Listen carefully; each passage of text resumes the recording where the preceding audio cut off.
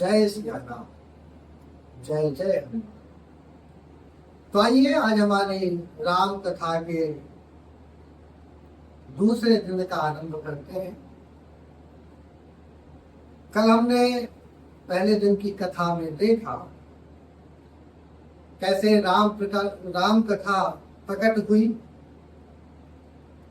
कैसे भगवान ने अवतार लिया, कैसे अयोध्या के राजमहल में चारों भाइयों का जन्म हुआ। आज हम उन बालकों की लीलाओं को देखेंगे, कैसे राम लक्ष्मण भरत शत्रुघ्न बड़े होते हैं, कैसे वो खेलते हैं, कैसे गुरुओं से शिक्षा लेते हैं और एक दिन उनके जीवन में विश्वामित्र आते हैं और उनके जीवन की दिशा को बदलते हैं। तो चलिए आज हम उस सुनहरे बालपन की यात्रा पर चलते हैं, जहां राम मिट्टी के बर्तनों में गंगा बहाते हैं, जहां कौवे को दूध पिलाते हैं और जहां छोटे छोटे कदमों में ब्रह्मांड छुपा होता है। राम लक्ष्मण भरत और शत्रुघ्न चारों भाई धीरे धीरे अयोध्या के राजमहल में बड़े हो रहे थे।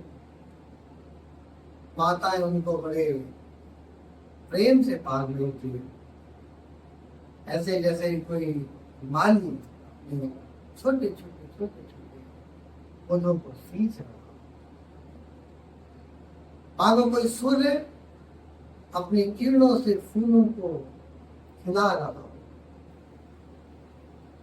कौशल्या माता राम को गोद में लेकर बैठी थी। वे राम को बहुत प्यार से वात्सल्य एक हाथ से दूध का प्याला, दूसरे हाथ से राम के सिर पर बहुत प्यार से श्री राम को सुलाने के लिए बड़ी धीमी थी बोलियां सुना।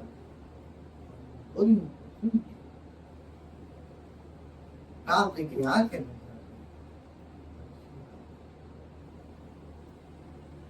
कभी नन्हे से बालक के झाड़ों को छूती, कभी उनके नन्हे नन्हे छोटे छोटे हाथों को सहला, कभी पैरों के साथ, कभी उनकी बड़ी बड़ी आंखें देखकर मुस्कुराना शुरू कर के कई भरत के साथ लगी थी, हंसाती थी, उनसे बातें करती थी, गोद में उठाकर महल का उन्नत करवाती। भरत की चंचलता पर वो फूले नहीं समाते थे और सुनता के शत्रुघ्न को एक साथ उनको एक साथ एक साथ सुनाना, ये सारे कर्तव्य मां के प्रेम से निभाने, करुणा के साथ निभाने, वात्सल्यता के साथ वो ये सब देखकर राजा दशरथ का हृदय कोमलता के साथ, उनके जीवन में एक ही कमी थी, वो पूरी हो गई। कभी क्या वंश का बढ़ाना, वंश में एक भी दो चार वंश को आगे बढ़ाने वाले लोग। राजा दशरथ को न धन की कमी, न वैभव की कमी, न प्रतिष्ठा की कमी। अब उनको ये लगने लग गया कि मेरे को जीवन में जो कुछ भी चाहिए था वो मिल गया, वो कुछ नहीं। घर के आंगन में चारों भाई मेरे वंश को बढ़ाएंगे, मेरे वंश की कीर्ति को बढ़ाएंगे। और चारों बालक गेंद खेलते, गेंद को हवा में उछालते, तो दौड़ते, हंसते, राम गेंद को पकड़ तो लक्ष्मण ताली बजाते, भरत किलकारी मारते, शत्रुघ्न उछल पड़ते। कभी लुका छिपी का खेल, लुका छिपी के खेल में राम कभी किसी खंबे के पीछे, स्तंभ के पीछे छुप जाते, लक्ष्मण में भूल, बीच बीच में चिल्लाहट होती, भगदड़ होती, शत्रुघ्न दौड़ के पकड़ते, दौड़ते दौड़ते दौड़ते कभी राजमहल की पूरी परिक्रमा भी हो जाती, कभी राजमहल के चक्कर, कभी अंगना के चक्कर, ये सब देख कर राजा का हृदय बड़ा आनंद से भर गया। उनके छोटे छोटे कदम जैसे कोई उंगली भी चलता हो, जैसे कोई वरना हाथी बांधे पीछे पीछे पीछे पीछे पीछे। उनकी मासूम हंसी जैसे कोई घंटी बजती हो, कोई झरना गिरता हो, जैसे कोई कोयल कूकती हो, बातों की मिठास, जैसे पक्षी का कलरव, जैसे वीणा बजती हो, जैसे कोई मंत्र गूंज रहा हो। आज दर्शक में राजकाज पिता की समस्याएं चलती, मंत्र से विचार विमर्श कर रहे,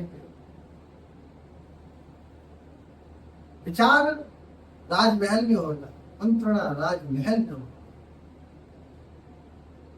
लेकिन दिमाग सदैव राजमहल में। राज दरबार की मंत्रणा सशरीर हो, राज दरबार में बंद कर दिया, महल में भी उस आंगन में, इस आंगन में चारों बालक, चारों भगत, उनकी हंसी, उनका खेल सब उनके सामने,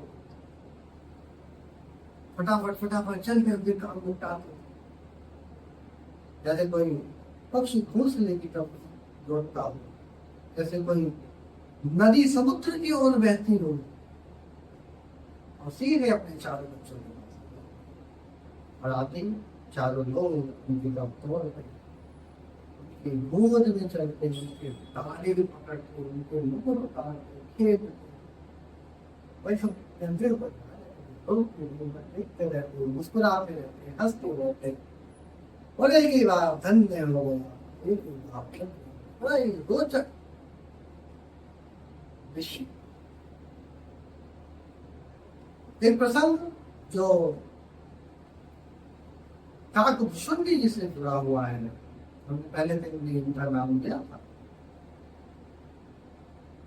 ये वही है जो गरुड़ जी को उपदेश देने वाले थे, जो राम कथा के 4 घाटों में से एक वासना घाट के प्रवर्तक थे। पिछले जन्म में कौवा थे, साधारण थे कौवा, और राम भक्ति में उन्हें इतना ऊंचा उठा लिया कि देवता उनकी वंदना करते, बड़े बड़े ऋषि उनसे ज्ञान लेते, स्वयं गरुड़ जी महाराज के पास सीखने आए, लेकिन चलो एक बार तो श्री राम जी के देखते हैं कि हमारा कैसे बड़ा होता है, कैसे दुनिया को खिलाता है, कैसे दुनिया को सिखाता है। वो पट में जैसे कोई एक आम कौवा होता है, और जाके राजमहल में पहुंचे, उन्होंने देखा कौशल्या माता राम को गोद में लिए बैठी है, राम गुप्त, उनके आंखें लग रही है, चेहरे पर तृप्ति है। तभी बाहर से किसी साधु की आवाज, कौशल्या माता ने कहा बेटा तुम यहीं बैठ, अभी आई, और उन्होंने राम जी को चटाई पर बैठा, पत्तों की बनी हुई सुंदर सी मुलायम सी ऐसी बताई छा के बाद आभूषण में ये सोचा चलो कोई परीक्षा देते हैं, देखते हैं कि ये बालक कितना सहनशील है, कितना धैर्यवान है, कितना दयालु है। राम के पास गए, उन्होंने राम जी को देखा। राम जी भी उनको देख रहे थे, राम को में आंखें मिली। कालभूषण जी ने राम के हाथ से दूध का लोगों बिल्कुल झपट गई। राम के हाथ से दूध छलक गया, थोड़ा खाली हो गया, दूध जमीन पर गिर गया। कालभूषण जी ने वो कटोरा राम के सिर पर फेंक दिया, और जो दूध के अवशेष बचे थे राम जी के बालों में उनके चेहरे पर, उनके कपड़ों पे लग गए और राम बिल्कुल खुशी क्षण में कौशल्या माता लौटी। उन्होंने देखा राम ने दूध पीना बंद कर दिया। वह कौवे की ओर देख रहे थे, कौवा उनके पास बैठा था, डरा हुआ नहीं, भागा हुआ नहीं, तो बैठा। और राम उसकी आंखों में देख रहे थे, ऐसे जैसे कोई गहरे समुद्र की ऊपर रहा हो, जैसे कोई अंतरिक्ष में तारे गिन रहा हो, जैसे कोई साधक अपने ईश्वर को देख रहा हो। कौशल्या माता ने कहा, बेटा दूध तो नहीं, ठंडा हो, दूध नहीं है, तबियत तो ठीक है। राम ने मुस्कुराते हुए कहा, माता अभी किसी और को पिला। उस कौवे को उसने पूछा था दूध चाहिए, दे दिया। उसका मन था, उसकी प्यास थी, उसकी चाह थी, मैं कैसे मनाए। कौशल्या माता ने देखा, हुए जब उनको दूध तो लगा सफेद चमकता हुआ मानो कोई मोती दिखा, और वो कौवा उठकर संतुष्ट होकर प्रसन्न होकर आनंदित होकर चला। जो कोई साधारण कौवा नहीं था, काकभूषण जी थे। उन्होंने राम की बालिका देखी, उनकी दयालुता देखी, उनका स्नेह देखा, धन्य हो गए, समझ गए राम सच कुछ जो कोई को भी दूध पिलाता हो, जो प्यासे की प्यास उठाता हो, जो छोटे छोटे प्राणी का भी सम्मान करता हो। इसी प्रकार एक और अद्भुत प्रसंग, सभी बच्चे महल के आंगन में बैठ के खेल रहे थे, धूप में, उजाले में, पसीने में। राम जी ने मिट्टी के बर्तन बनाए, मिट्टी जो शीतल थी, सुगंधित थी, पवित्र थी, और उन्होंने छोटे छोटे बर्तन बनाए, घड़े, लोटे, थाली, कलश, मंडला, सब जो भी एक और जिस प्रकार उन्होंने उन बर्तनों को बनाया, उनकी कारीगरी देखी तो कोई कह नहीं सकता। बालक ने सुंदर, मोहकता, सजीव प्रतिबिंब, लगता मानो कोई वास्तव में कलाकार अपनी सारी कला लगाकर बना रहा हो। एक बर्तन ऐसा मानो मिट्टी से नहीं, एक बर्तन ऐसा मानो वो हाथ से नहीं बल्कि बिल्कुल अंतःकरण से बनाओ, मन से। ये क्या कर रहे हो?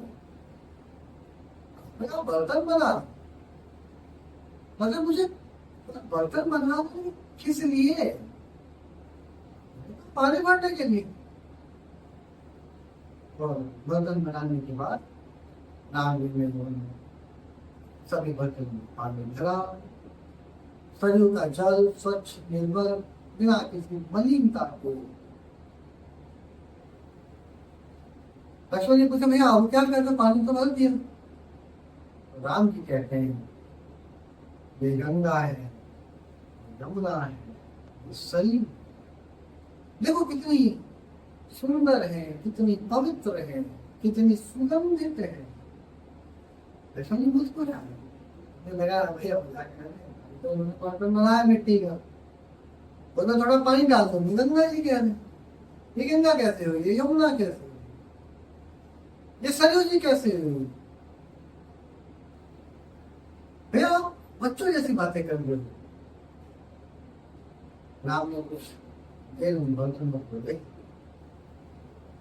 अरे कह रहे ध्यान से, प्रेम से, तो उनका हाथ और बर्तनों को स्पर्श किया, बड़ी कोमल भाव के साथ, कृपा के साथ मुस्कुराए।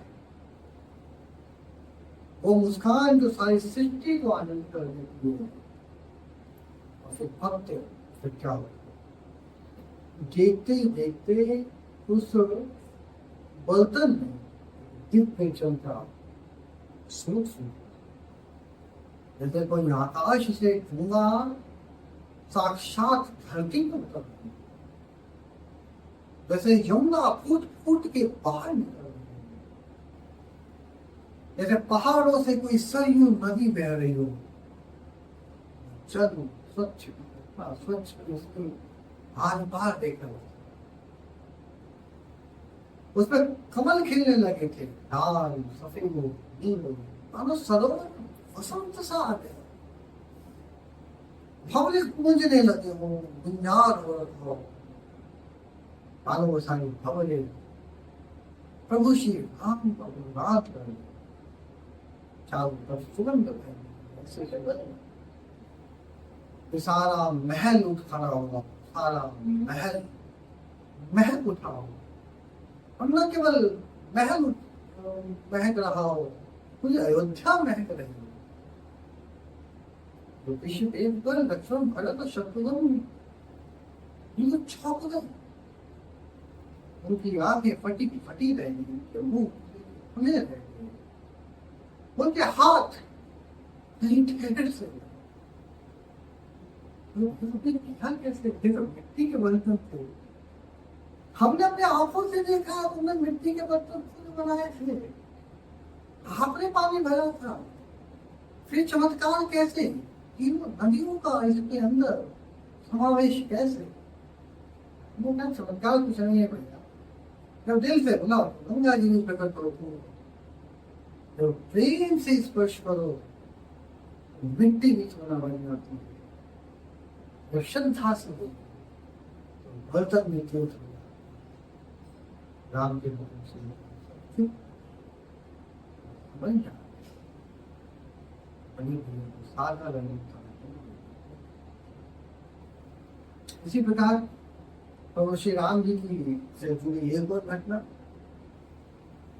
जब राम लक्ष्मण भरत शत्रुघ्न 14 वर्ष के हुए तो राजा दशरथ ने सोचा अब उन्हें गुरु के पास देखना चाहिए, अब इन्हें विद्या देनी चाहिए, अब उन्हें संस्कार देना चाहिए, अब उन्हें शास्त्र सिखाने चाहिए। राजा दशरथ चारों भाइयों को लेकर गुरु वशिष्ठ के आश्रम को, गुरु वशिष्ठ बैठे थे, उनके मुख पर तेज था, उनकी आंखों में ज्ञान था, उनके हृदय में करुणा थी। राजा दशरथ ने उनके चरण छुए कहा, गुरु ये मेरे पुत्र हैं, ये राम है, ये आपके शिष्य है, आपने शिक्षा दी, आप ही ने विद्या दी, आप ही ने संस्कार। गुरु वशिष्ठ ने चारों भाइयों को देखा, उनके मुख पर तेज था, उनकी आंखों में जिज्ञासा थी, उनके हृदय में विनम्रता थी। आओ तुम्हारा घर है, यहाँ कोई राजा नहीं होता, यहाँ कोई राजकुमार नहीं होता, कोई दास नहीं होता, सब शिष्य, सब विद्यार्थी, सब ब्रह्मचारी है, यहाँ सब समान है, सब एक साथ समान। आज जो कहे वही हमारा धर्म है, आपको सिखाए, वही हमारा ज्ञान है, आपको आदेश दे, वही हमारा मार्ग है। और आश्रम में राम ने अल्पकाल में चारों वेद, ऋग्वेद, यजुर्वेद, सामवेद, अथर्ववेद, चारों वेद उनके कंठस्थ हो गए। न केवल कंठस्थ हो गए, उनके हृदय में पड़ गए, उनकी आत्मा में समा गए, उनके स्वभाव में ढल गए। फिर उपनिषद जिन्हें जीवन का रहस्य छिपा, फिर पुराण जिनके इतिहास बताते, फिर शास्त्र इस पर विधान लिखे हैं। राम ने सब पढ़ा, सब समझ लिया, राम साथ में उनके लिए कोई विषय कठिन नहीं था, कोई शास्त्र दुर्लभ नहीं था, कोई विद्या दुष्कर नहीं थी। गुरु वशिष्ठ ने कहा, राम तुम तो मेरे सबसे शिष्य हो, तुमने महीनों का काम उसी दिनों में,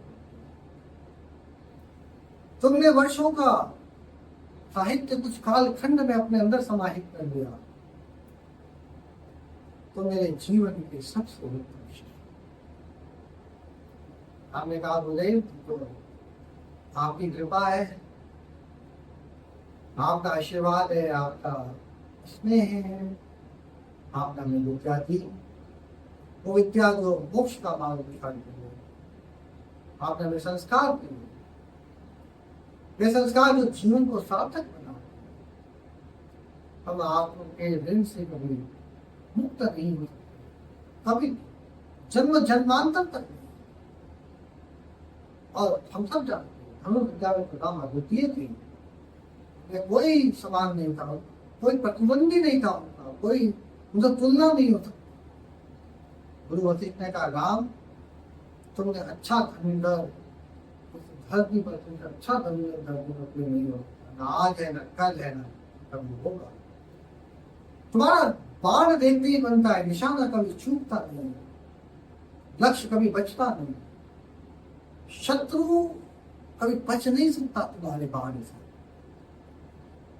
आपका शिक्षा, आपका आपका स्नेह, वो शिक्षा जो रक्षा करती है, वो शिक्षा जो न्याय दिलाती है, जो धर्म स्थापित करती है। आपने हमें हथियारों का ज्ञान दिया, और ज्ञान का उपयोग हम सदा धर्म के लिए करें, अधर्म के लिए। हम कृतज्ञ हैं, हम आभारी हैं, हम आपके श्री चरणों के ऋणी हैं। चारों भाइयों, चंद्रमा और चंद्रिका एक होते हैं, जैसे सूर्य और प्रकाश एक होते हैं, जैसे पुष्प और सुगंध एक होते हैं। आप नाम जहां जहां जाते राम कहते वही करते, राम जैसा सोचते लक्ष्मण वैसा सोचते, उनके बीच कोई अंतर। मानो एक ही आत्मा उस शरीर में बस रही है। भरत और शत्रुघ्न में दोनों एक दूसरे से बिल्कुल भरत जहां जहां है, शत्रुघ्न वहां वहां, भरत जहां जहां जाते शत्रुघ्न वहीं पीछे। भरत जैसा आदेश देते, शत्रुघ्न वैसा आदेशों का पालन। और ये स्वभाव उनका जीवन भर रहा। लक्ष्मण सदा राम के साथ, शत्रुघ्न भरत। अब हम आगे उनके राम बनते हैं। जिस दिन से राम का उन भाइयों का जीवन वर्णन किया और उनके बाल उनका अंत हुआ और उनकी वीरता का प्रारंभ हुआ। राम तरुण हो चुके थे, 16 वर्ष की उम्र। उनका रूप देखते ही बनता था, गोरा वर्ण, लंबी भुजाएं, विशाल कंधे, कमल नयन और मुख पर ऐसी मुस्कान कि देखने वाला मोहित। उनमें वो तेज जो केवल भगवानों में होता है, वह आभा केवल सूर्य में होता है। आकर्षण तो पूरा राम में होता है। लक्ष्मण जी तो वैसे थोड़े छोटे रूपी के उतने सुंदर उतने वीर दोनों साथ साथ चलते, मानो छाया और शरीर, मानो नदी और किनारा, मानो पंछी और आकाश। लेकिन अयोध्या के द्वार पर भी कल आए बड़ा कर विशाल समुद्र, एक श्रेष्ठ समुद्र, उनके आगे आगे एक महान ऋषि। उनका शरीर दुबला पतला था पर आंखों से तेज बरस, उनके मुख पर वो चमक थी जो केवल तप से आती है, शरीर पर वो ज्वाला थी जो केवल त्याग से आती है, उनके कंठ में वो ध्वनि थी जो केवल मंत्रों,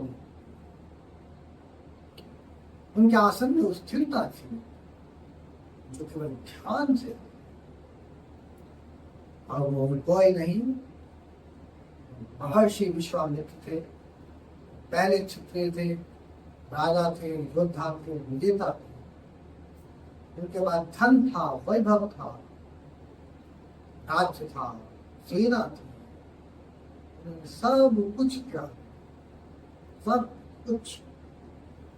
वो तपस्या में लीन हो गए, 4 वर्ष साधना की, आराधना की, महर्षि बने, ब्रह्मा के समान ज्ञानी, शिव के समान तपस्वी, विष्णु के समान प्रतापी।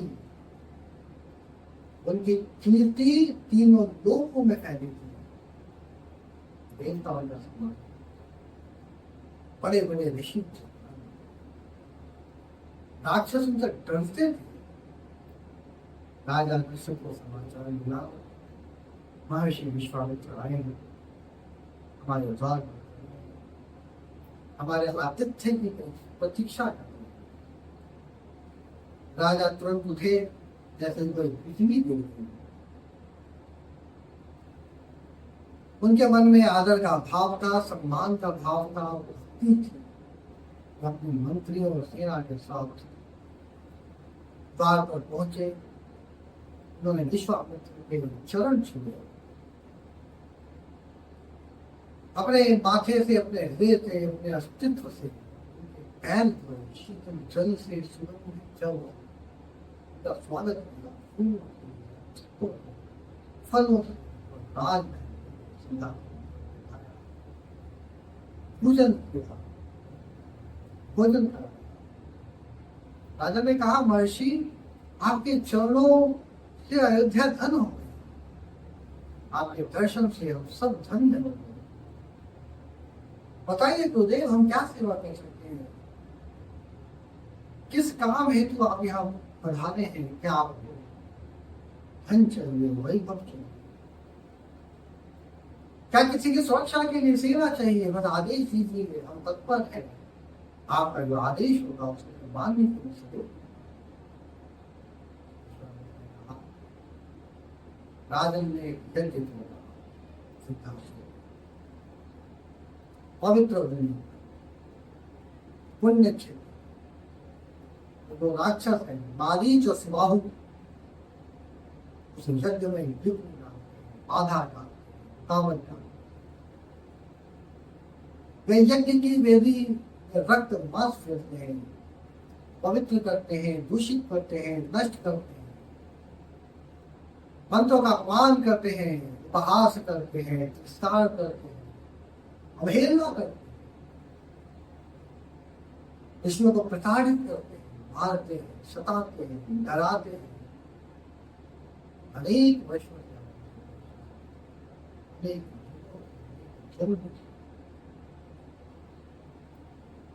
इस बार इस यज्ञ को पूर्ण करवाने का हम संकल्प लें। हमारा लक्ष्य है, हमारा उद्देश्य है, हमारा धर्म है, यज्ञ संपन्न हो। मैं चाहता हूं निर्विघ्न रूप से ये यज्ञ संपन्न हो और इसकी रक्षा पुत्र श्री राम से करवाएंगे।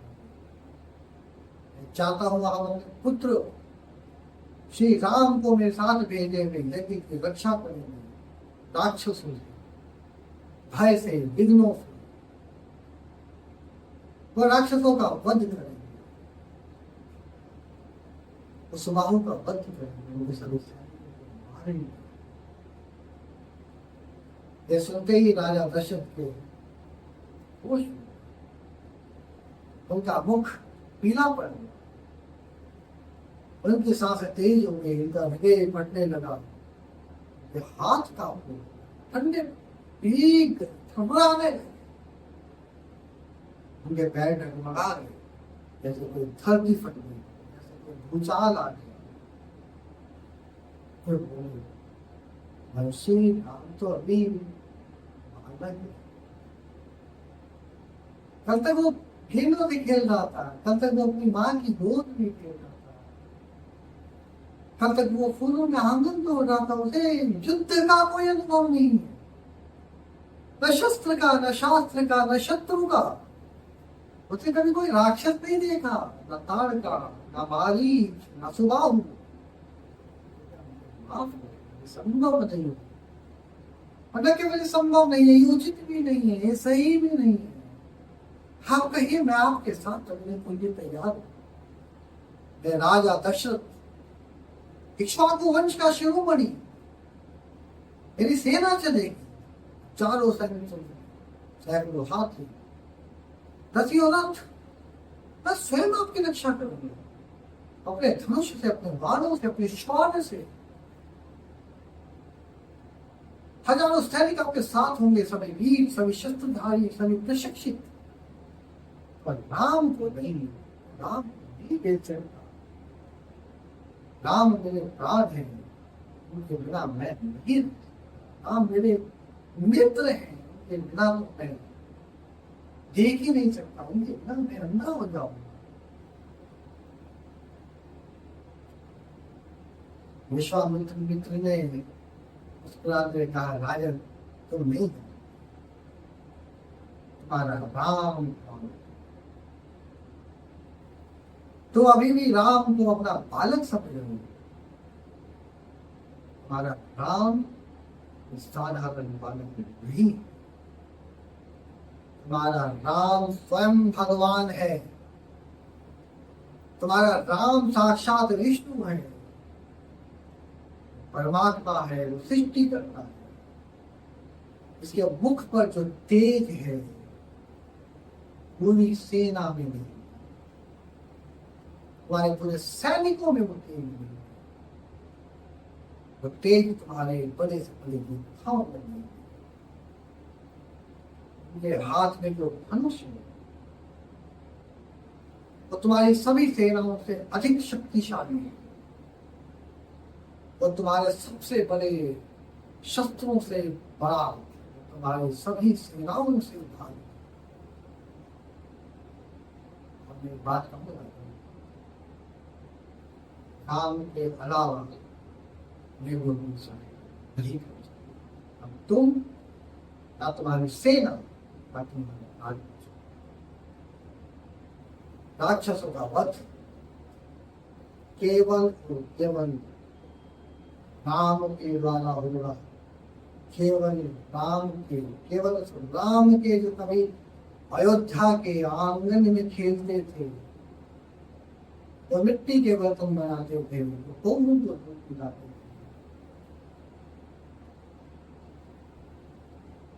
वो अपने पुत्र को तो उसके यश में कमी आई, उसके भविष्य में बाधा है, उसके मार्ग में रुकावट हो गई, उसे जाने दो, उसे विजयी होने दो, उसे शक्तिशाली बनने दो, उसे भगवान बनते देखो। कुछ नहीं होगा, उनका मन मुलायम था, उनकी बुद्धि थी, इनकी आत्मा योद्धा में थी, वेद प्रतिभा में स्नेह था, पुत्र को बचाने का, पुत्र को रोकने का, पुत्र को छुपाने का, धर्म। ऋषि की सेवा, ऋषि की याद किया, ऋषि को तपस्या, उनके मन में वायु थी, राम को खतरे में डालने का डर था। डर था राम को कहीं कोई हानि ना हो। बेचैनी थी, क्या सही कर रहा हूं, कुछ गलत तो नहीं कर रहा। तब गुरु वशिष्ठ ने आगे बढ़कर कहा, है थोड़ा साहस, थोड़ा विश्वास। विश्वामित्र के सत्य नहीं है, उनके मुख से कभी सत्य नहीं है, सबको सत्य। उनके हृदय में धर्म बसता है, आत्मा में राम राम को जान उड़ान दो,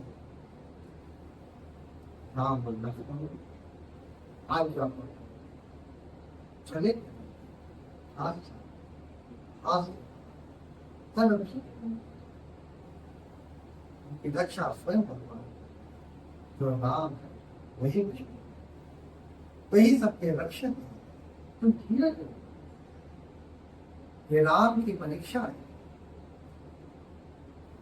ये राम की तपस्या है, ये राम की यात्रा, राम को यश मिले, भारत परिमित यश, अक्षय यश, अमर यश।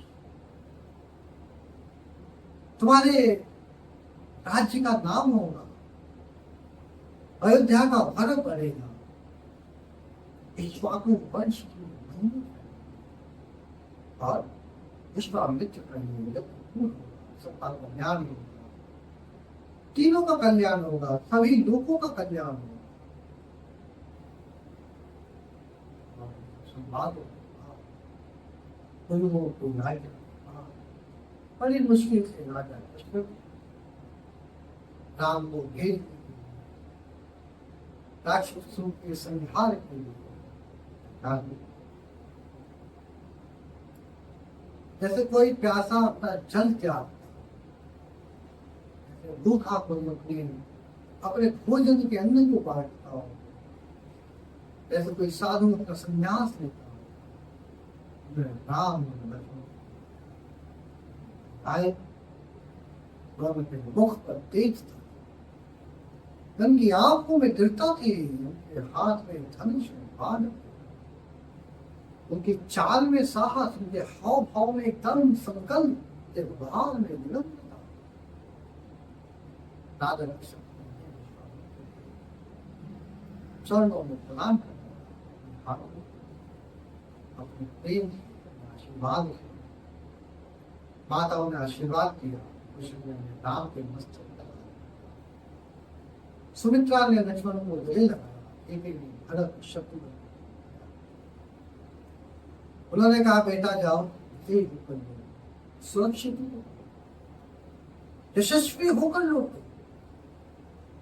तुम्हारी रक्षा, सब सुरक्षित, सब ठीक रहेगा, सब सुखी रहेगा।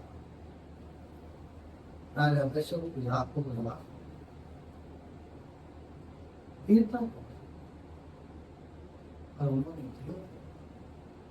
अपने पुत्र को विदा कर सोचकर उनके भविष्य की यात्रा, जो उनके यश का मार्ग है, यह उनके जीवन का सबसे बड़ा अवसर है। राम और लक्ष्मण विश्वामित्र के साथ चले, जंगल की ओर, अज्ञात की ओर, साहस की ओर। और जब विश्वामित्र के साथ वो जंगल की ओर चल रहे थे, तो विश्वामित्र कहानियां, राम कथा, शिव कथा, कृष्ण, वे पवित्र स्थानों के बारे में बताते रहे।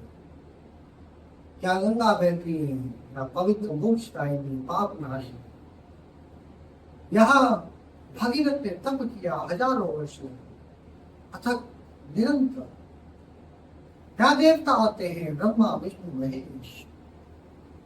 यहाँ ऋषि साधना करते हैं, वशिष्ठ, विश्वामित्र, भारद्वाज। राम सब कुछ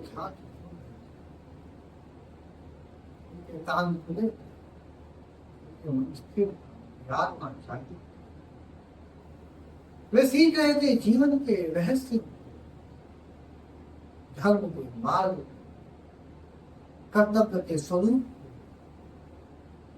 उनके हृदय में जिज्ञासा थी, क्या है ये संसार, क्यों है दुख, कैसे मिलता है सुख, उत्सुकता थी, कैसा है ये रंग, कैसे है ये राज्य, कैसे होता है युद्ध, और उसका उनके वचनों में तप था, उनके स्वर में भक्ति थी, मान में बात भयंकर जंगल,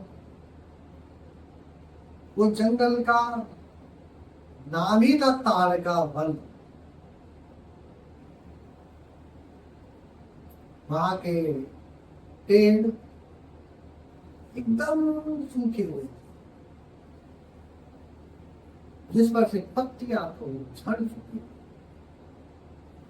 उनकी शाखाएं में टूट चुकी, उनके तले काले पड़ चुके थे, नदियां सूखी हो गई, पानी नहीं था, खाद था, कीचड़, केवल दलदल था, गंदा सड़क था, बांस पत्ते, चारों तरफ सन्नाटा, पक्षी में, पशु में, कीट पतंगे भी नहीं थे, मानो कोई जीवन ही नहीं है, मानो वहां कोई आत्मा ही नहीं है, मानो वहां केवल मृत्यु ही मृत्यु है। सूरज की रोशनी भी नहीं है, पेड़ इतने इतने इतने काले कि सूरज की किरणें धरती तक नहीं आ, मानो सूरज ने जंगल को प्यार, मानो सूरज से जंगल में आने से डरता हो। उसने कहा ये कैसा है, यहाँ तो जीवन नहीं, न पक्षी, न पशु, मनुष्य, ये तो प्राणी नहीं है, कोई भी नहीं, कहीं भी नहीं, कभी भी नहीं, ये तो मृत्यु रोग लगता है। यमराज ने यहाँ अपना राज्य बसा लिया हो।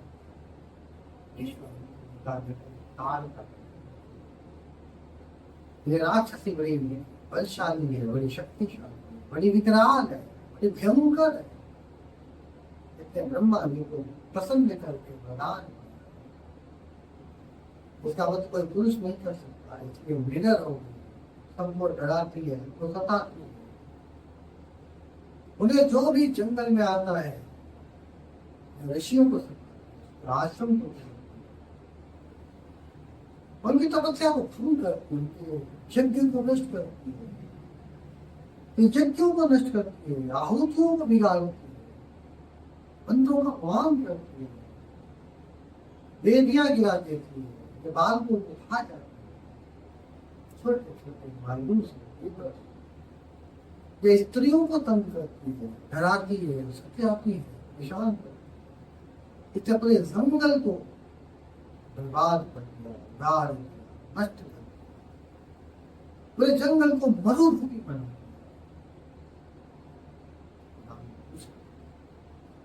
रुद्रदेव जी इतनी शक्तिशाली, उसको इतना बल कहाँ से पाया, इतना साहस कैसे मिला, इतना वरदान को मिला। सुकेतु नामक राक्षस को पुत्री होती, बड़े राक्षस, बड़े शक्तिशाली, बड़े प्रताप। इसका विवाह सुंद नामक राक्षस हुआ। सुंद जो बड़ा बलवान, बड़ा योद्धा, बड़ा विजेता, पर सुंद मारा गया किसी देवता ने, किसी ऋषि ने, किसी युद्ध में, तो इसका घोर तपस्या, अथक तपस्या, कल्पनीय तपस्या, हजारों वर्षों तक इसने जल पर तप किया, उपवास किया, कष्ट से संयम रखा। हजारों वर्षों तक इसने हवा पर तप किया, बिना भोजन, बिना पानी, बिना नींद के। हजारों वर्षों तक इसने अग्नि पर तप, आग में चलते रहकर तपते रहे, ब्रह्मा जी उसकी तपस्या उसके संकट उसके साहस उससे पूछा वरदान मांगो दो चाह दो दो इच्छा उसने कहा मुझे कोई पुरुष न मार न देवता न दानव न यक्ष न गंधर्व न पुरुष ब्रह्मा जी ने कहा ठाकुर ऐसा ही होगा पर नारी से तुम मर सकती हो तो स्त्री के हाथों मृत्यु को वरदान नहीं तब से ये और अच्छे और अधिक और अधिक भयंकर अधिक अत्याचार राम ने कहा विनय पालन इसका अंत करो इसका अंत करो इसके अत्याचार का इसके पाप का इसके आतंक का विश्वामित्र जाओ बेटा जाओ तुम्हारी जीत तुम्हारी विजय तुम कीर्ति को और आप राम ने धनुष उठाया वो धनुष जो गुरु वशिष्ठ ने दिया वो धनुष उनके पिता का था वो धनुष उनके गुरु का था उन्होंने प्रत्यंचा चढ़ाई खींची तानी कसी धनुष के टंकार से सारा जंगल सूखे पेड़ भी का सूखी नदियां भी थर्रा उठी नित्य धरती भी सिहर से तान का निरीक्षण उसके कानों में ध्वनि पड़ी मानो उसके अंत की घोषणा मानो उसके पापों का फल मानो उसके भाग्य का फैसला हो क्रोध भयंकर विकराल क्रोध प्रलयंकर क्रोध उसने भयानक रूप धारण लंबे लंबे दांत तीखे तीखे पीले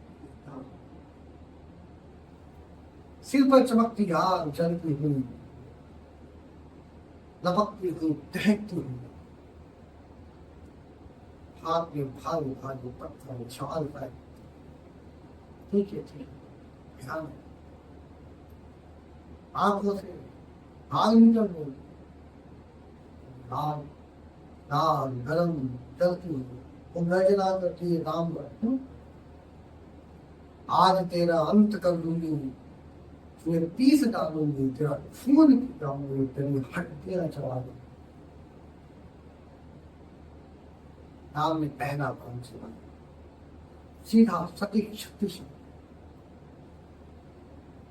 तारदादों से हाथ से डाल दिया जैसे कोई मक्खी को ऐसे कोई पत्ता हटा जैसे कोई धूल को झाड़ राम ने दूसरा बात और भी शक्तिशाली और भी वो भी विषय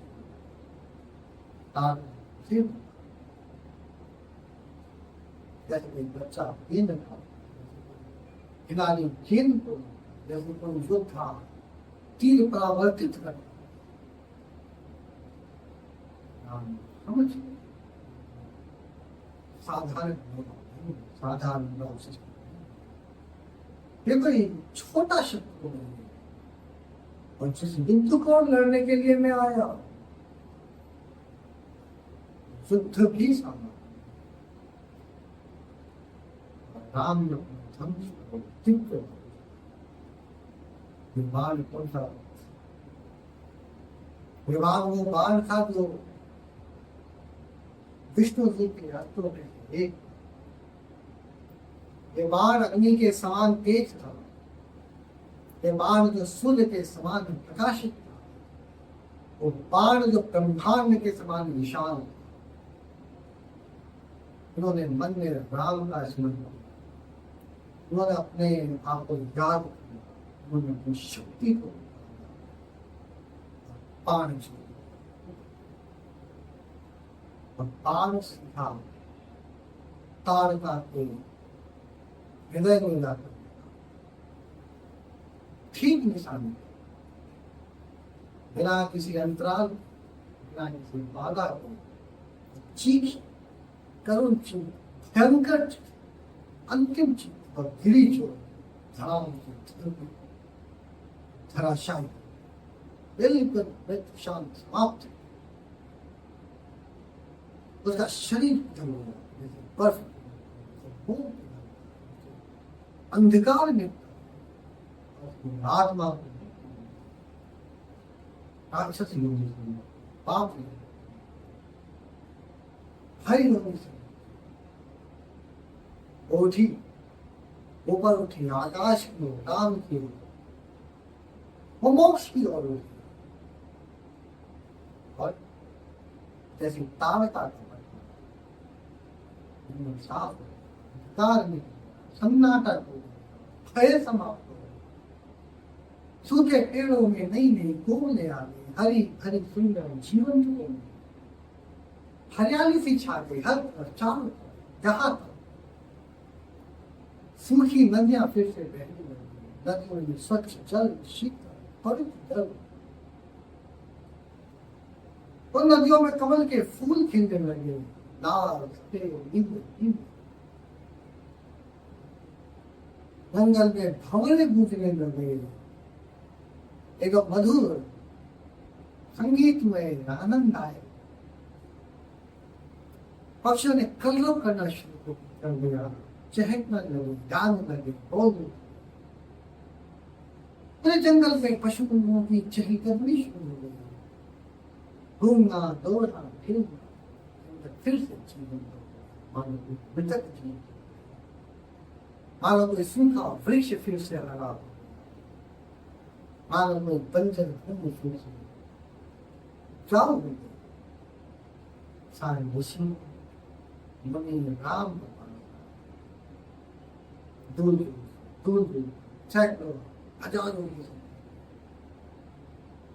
उन्होंने राम को आशीर्वाद दिया, दोनों हाथ पूरे हृदय से, पूरी आत्मा से कहा, तुमने हमारे कष्ट दूर किए, ये कष्ट तो हम चारों वर्षों भय तो पीढ़ियों से, आतंक जो युगों से रंगन को फिर से हम फिर से आ सकते हैं, हम फिर से बह सकते हैं, हम फिर से तप कर सकते हैं, धर्म भी सच मुच धर्म। विश्वामित्र ने कहा, राम तुमने बहुत बड़ा काम किया, काम देवता नहीं, वो काम जो ऋषि भी नहीं, काम जो कोई नहीं, स्त्री वध के दोष से बचते हुए तुमने उसे मुक्ति दिलाई, उसे राक्षस मुनि से तुमने उसे परम पद दिलाया, उसे राक्षस मुनि से मुक्ति, वो देवता बन गए और वो स्वर्ग में विराजमान है। नाम तो सच में, सच में, सच में तुम साक्षात विश्वामित्र नाम। विश्वामित्र ने राम लक्ष्मण के सिंहासन को उठाया, वो आश्रम जहाँ यज्ञ होना था, वो भूमि जहाँ तपस्या हुई, स्थान जहाँ ऋषि निवास, वहाँ यज्ञ की वेदी सजी, ऊंची विशाल वेदी, पवित्र वेदी, होम कुंड तैयार किए थे, अग्नि को, आहुति मंत्र, ऋषि मुनि आ चुके थे, सैकड़ों की संख्या में, दूर दूर से सभी दिशाओं में। विश्वामित्र को कहा, अब हम यज्ञ शुरू करते हैं, तुम 6 दिन 6 रात इस यज्ञ की रक्षा करो, बिना नींद के, बिना थकान के, बिना भटकाव के। कोई राक्षस आए तो उसे नष्ट कर देगा, कोई बाधा आए तो उसे हटा देगा, कोई विघ्न आए तो उसको दूर। लक्ष्मण भी तुम्हारे साथ रहेंगे, तुम्हारा सहायता, तुम्हारी सुरक्षा, तुम्हारे साहस।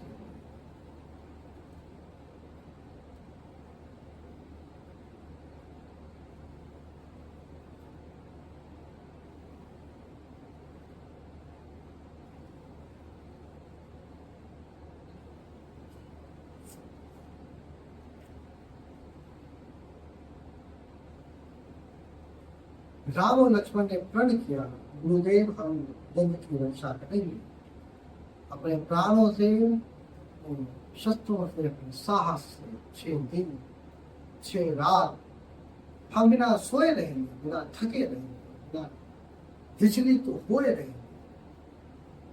यदि की मेरी पर हमारी दृष्टि सदैव बनी रही, हर घड़ी, हर क्षण, हर पल कोई राक्षस पास से फटक नहीं था, ना तो मारीच, न सुबाहु, और ना ही उसकी कोई सेना, और ना ही उसके अलावा कोई नहीं।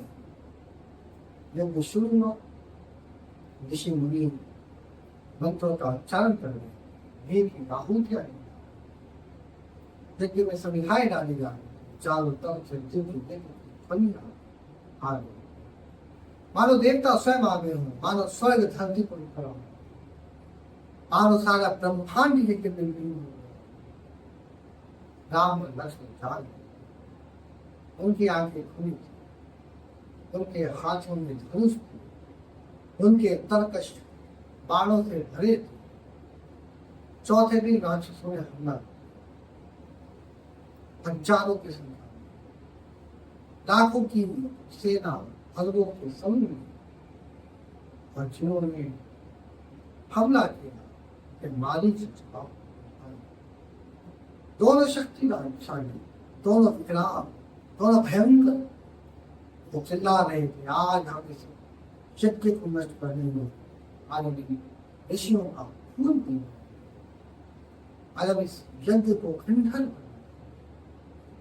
आज हम राम को मारेंगे, आज हम लक्ष्मण को मारेंगे, आज हम सबको मारेंगे। राम धनुष, उनकी आंखों में क्रोध नहीं था,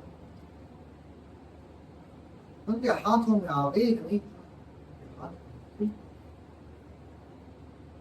उनके मन में डर नहीं था, उनके मन में साहस था। पहले बार से मारी बिना फर्क बाण, ऐसा बाण जो घाव नहीं, ऐसा बाण जो मारता नहीं, ऐसा बाण जो दूर है, वो समुद्र के पार, 7 समुद्र पार, 7 द्वीप पार, 7 लोग पार, और वो गिरा और वो मूर्छित हो गया।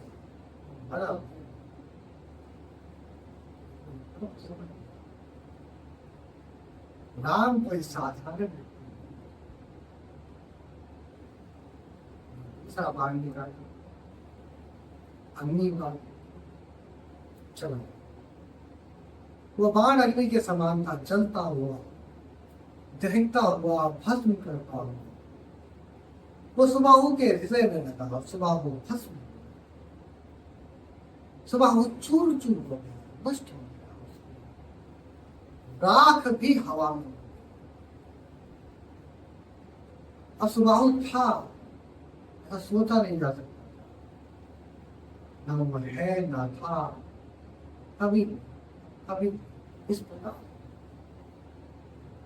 और राम ने एक ही करके सारे राक्षस, हर बाण एक राक्षस, हर निशाना मौत, हर एक प्रहार एक अंत। रण क्षेत्र में पूरा सन्नाटा था, राक्षस समाप्त हो,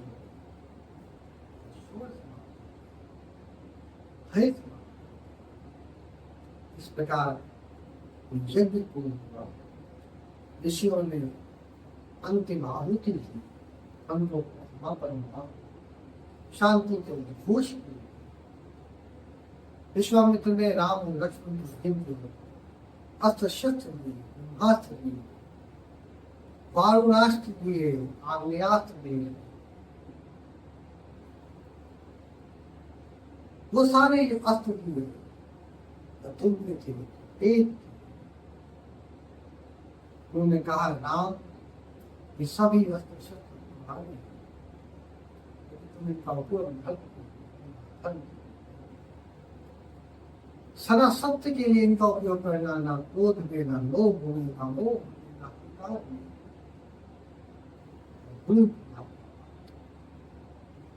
भागे गौतम आश्रम। वहां विश्वामित्र ने कहा हे राम, जब पवित्र स्थान है जहाँ गौतम है, ऋषि है, महान ऋषि, महान तपस्वी, महान योग, और यहाँ एक बहुत बड़ा पत्थर है। तो पत्थर कोई साधारण नहीं है, कोई सामान्य नहीं है, कोई तुच्छ नहीं है, पूरा हिंदुआ है। वह गौतम ऋषि की पत्नी है। ये पतिव्रता सती सावित्री, उनकी भी एक कहानी है। एक बार उन्होंने छल से गौतम ऋषि का रूप धारण किया, उनके वस्त्र पहने, उनके आभूषण पहने, उनके स्वर में बोला। वह अहिल्या के पास आया, अहिल्या ने पहचाना, उन्होंने देखा ये उनके पति नहीं है, और उन्होंने उनको रोका नहीं। शायद तवाब में, शायद डर में, शायद भ्रम में गौतम ऋषि को उस बात का बड़ा भयंकर असहनीय उन्होंने भैया को समा पत्थर शिला फूला, तो पाषाण बन जाओ, और वो श्राप कब तक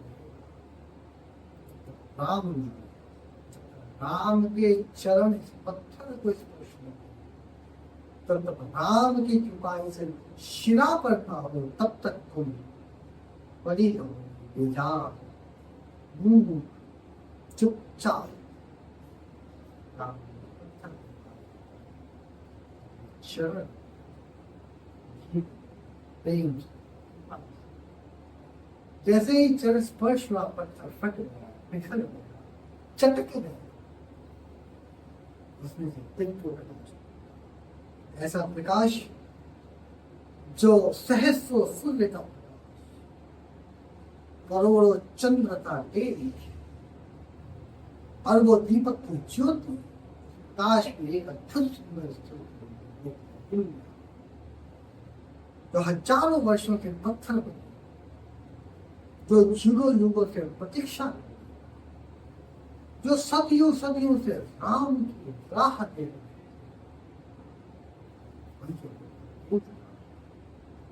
उनकी त्वचा दिव्य थी, उनके वस्त्र दिव्य, आभूषण, उनकी आंखों में आनंद, माने मिल गया हो जिसका लंबे काल खंड से इंतजार, मिल गया इसके लिए तपस्या थी, मानो मिल गया जिसकी प्रतीक्षा थी। राम राम चारों वर्षों से तुम्हारी प्रतीक्षा हो, युगों युगों जन्म आज तुमने मुझे मुक्ति दी, श्राप से, पत्थर से, पीड़ा से।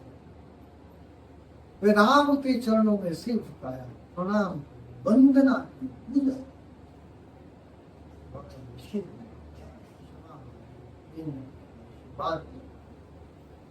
पति पत्नी का मिलन हुआ, हजारों वर्षों के बाद, सदियों सदियों के बाद देवताओं को विश्व सुगंध फैली, प्रकाश फैली।